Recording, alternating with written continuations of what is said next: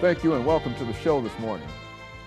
The topic this morning is endangered black males, and we're fortunate to have with us a person to talk about some of the problems with young black African American males, Dr. RWinbush.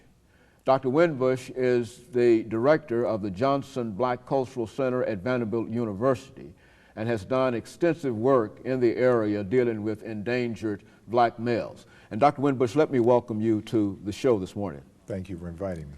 Dr. Winbush, we'd like to talk about the question of endangered black males and what that means to the African American community.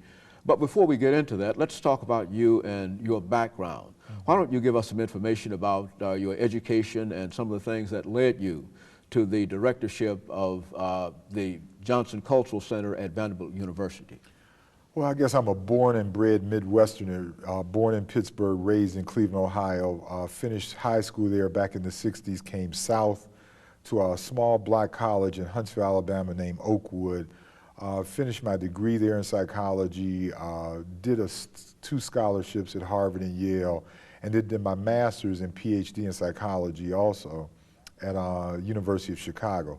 Came back south again, couldn't get enough of it, and taught at Oakwood and Alabama A&M in Huntsville, and then in 1980 came to Vanderbilt, where I taught in the human development program as well as psychology, and became the director of the Johnson Black Cultural Center in 1986, and assistant provost in 1990 at the university. Vanderbilt has been recognized in the mid-'80s that they needed a center that would look at issues involving African American culture and life as a support system, as well as information sources for other people who were interested in that. Very good. And let's look at some of the questions surrounded with this term endangered black males. I think, as you know, people are often offended by being labeled and endangered. And, but I think that in terms of your study of this as an issue, that there is an official definition that you often use to talk about this. So let's talk about that definition and what that really means. Well, the U.S. Wildlife Federation, I mean, this term endangered black male has, became kind of in about 5 or 6 years ago. And I was very curious about what actually, constitutes an endangered species. There has to be limited numbers. There has to be an identification of the predator, and you have to have some type of remedies about how to get the species unendangered. I think it's interesting that this culture uses terms reserved for animals to refer to black males. I mean, and I think it's very interesting. I think that what we find historically is that African Americans have been endangered at a variety of levels ever since they came here.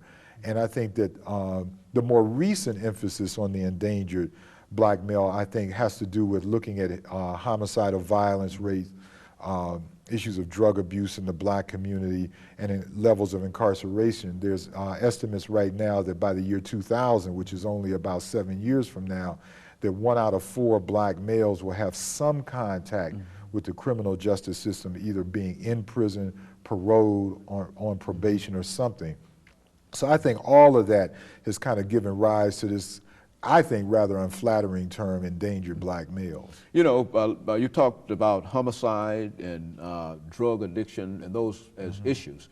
Let's look at each of those issues and try to put the young African American male within some kind of perspective within these issues. Let's talk about homicide. I think that most people know that about black-on-black crime. Sure. Give us some information in terms of what the scholars are saying, in terms of what might be said on the streets and et cetera, to give our audience some understanding of the real issue of homicidal violence. Well, the number one cause of death among black males between the ages of 15 and 24 is homicide.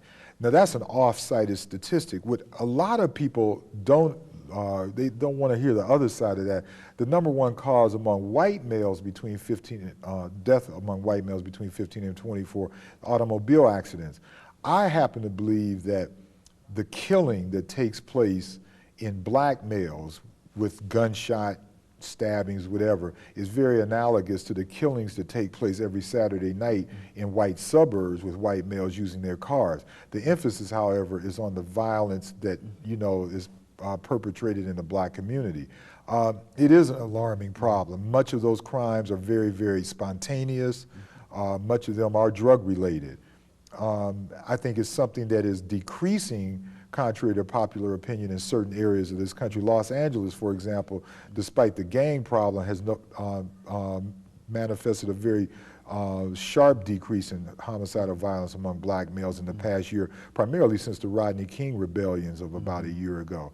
It is increasing in places like Washington, D.C. A lot of this violence is related, some people would prefer to say, well, black males are naturally violent.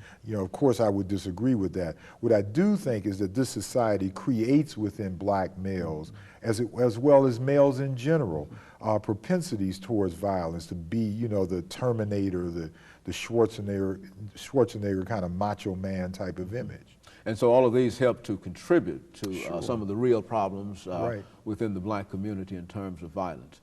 When you talk about that kind of violence, and you already said something about drug addiction, how does drug addiction fit into that as a pattern? Well, see, I think there's a lot of stereotypes about drug abuse in America in general, not only with regards to blacks, with regards to whites as well. For example, National Public Radio a couple weeks ago did a series on drug addiction in America.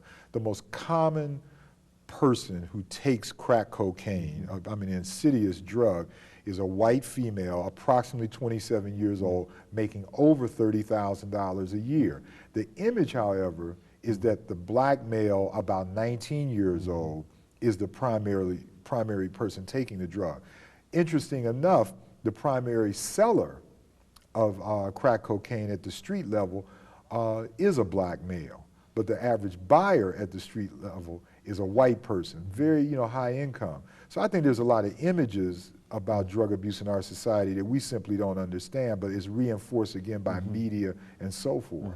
Well, now what can we do in order to try to counteract those as images within ourselves? Well, I think that we have to start, seeing how those images are, start shaping young black people very, very young. I mean, if I go through Nashville and ride through black communities, I would probably see more liquor advertisements, more cigarette advertisement than I would in certain white communities in this city. In fact, Reverend Calvin Butts in New York has taken to, you could say an extreme measure of actually whitewashing those billboards that are in the black community. I think at very, very young ages, we see the reinforcement of taking drugs in our society, particularly among black males.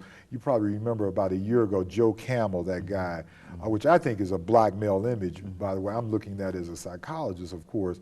But I want you to explain that as Joe Camel as a black Well, man. Joe Camel is now recognized by young children, not just black children, but white children as well, as being more popular than Mickey Mouse. He has higher recognition. So here we have an image of a cartoon character, a camel, at a very young age being reinforced in the minds of children that smoking cigarettes is okay.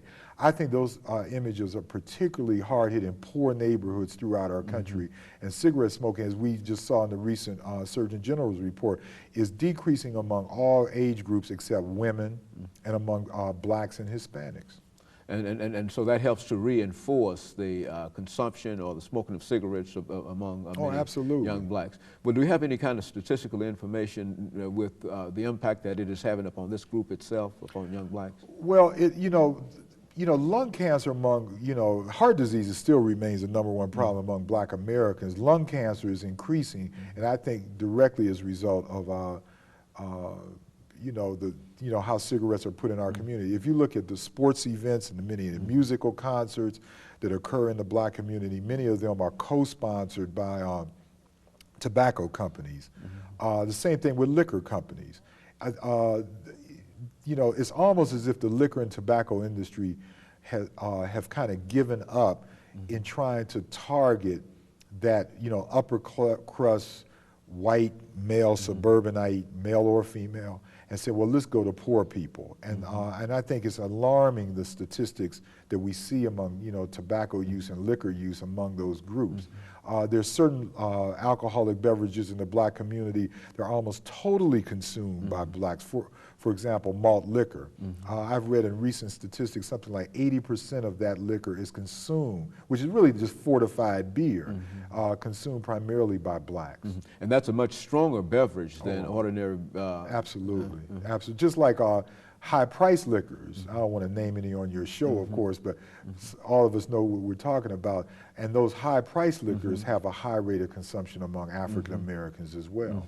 As a psychologist, why would you say that? I mean, why would, Well, it seems to me that the poorest segment of society would opt out for the most expensive drink in society. Well, you know, there's a term in sociology called conspicuous consumption, coined by Thorstein Veblen. It says that people who don't have sometimes like to take things that, you know, they feel that the rich have. And I think that, you know, to sip a certain type of cognac or whiskey or whatever is kind of, you know, resembling, you know, what is perceived as being upper class, you know, well-to-do or whatever. And I don't think that any, you know, poor people are, you know, very, very no different from that.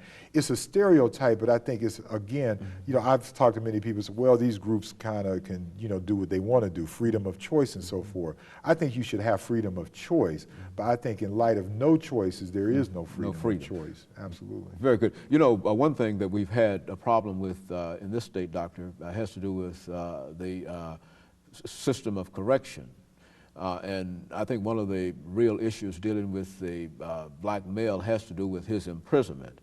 And if you look at the state of Tennessee, a very large percentage of those incarcerated are young black males. And let's talk about that. I mean, how would you compare what we're attempting to do in the state of Tennessee with, well, let's talk about it. You talk about it. Well, you know, as a student of black culture, I look at black male incarceration as an historical as well as a contemporary problem. Black males have always been incarcerated at high rates in this country for petty offenses as well as important, you know, you could say more serious offenses. That black males are incarcerated right now at probably the highest rates in American history, I think, is no mere coincidence. Black males are perceived as being very, very dangerous. I think it's interesting in the trial, the second Rodney King trial that's going on in Los Angeles right now, that one of the officers referred to Rodney King as being like a mandingo, whatever gesture he made towards his white female police officer. I think that black males being incarcerated right now is just a reflection of how the society in general views black males as being very, very dangerous people. And images on television reinforce that as well. But even before this, if you go back to the history of this culture, Woodrow Wilson said the greatest movie at his time that was ever made was Birth of a Nation, which reinforced the, you know, image that black males were somehow going to rape white Southern womanhood. And I think that image is still there. It was in the 1988 presidential campaign with Dukakis, with the Willie Horton thing, that garnered white female votes away from Dukakis towards George Bush. So I think that that's something that all black males see at some levels in our society. And I think, unfortunately, many black males react to that. They are violent, some black males are. And I think that a society that deprives them of other things, they say, well, we're going to get it some other way, extra legal ways. Well, within that framework, what are some of the possible solutions? I mean, I think we've identified, not only on this show, but I think it has been identified in the press and in other forums, some of the problems that we've already talked about, and none of this information is really hidden from anybody, or none of it is done in a corner. But now, when we start talking about solutions, because we've got people who are dying, who are dropping out of school, and all of those, but what are some of the solutions? How do you see? Well, you know, I think that the one thing that I've been telling people the past couple of years is that most black people and white people who talk about black males have no contact with black males. I think that that contact can take the place of volunteer activities in the form of tutoring, coaching a basketball team, or whatever. The other thing is that I think that we are not listening to what black males are saying. Probably the greatest cultural phenomenon going on right now in American music is rap music. And a lot of people say, oh, I don't like that rap music. It's too loud, it makes too much noise, whatever. They cuss a lot and they say this. But I think what people need to do is listen to some of the words of groups such as Public Enemy, Ice Cube, Ice-T, and others, and see what these groups are saying. I think it's easier to talk to young black males when you can talk to them about what they're listening to. I think the other thing is that things, I think, in some areas are not as bad as we make them to be. One of the things that I think that came out of the LA rebellions last year was that a truce was called between two of the worst street gangs in American history, the Crips and the Bloods. There's been virtually no violence between them in the past year, where you had anywhere between 20 and 30 of them dying per month. Before the riots, you have had, I believe the last statistic is something like 15, and they were probably accidental shootings in the first place. I think that black males, there's a song by Public Enemy on their album, and it says that black men are going to get it together. And I think they are. I think that this society wants us to stay apart from each other. And I think that we don't, it's easy to talk about black males and, you know, theories about them and so forth, but I think we should do more volunteer work and working directly with black males. Now, would that mean that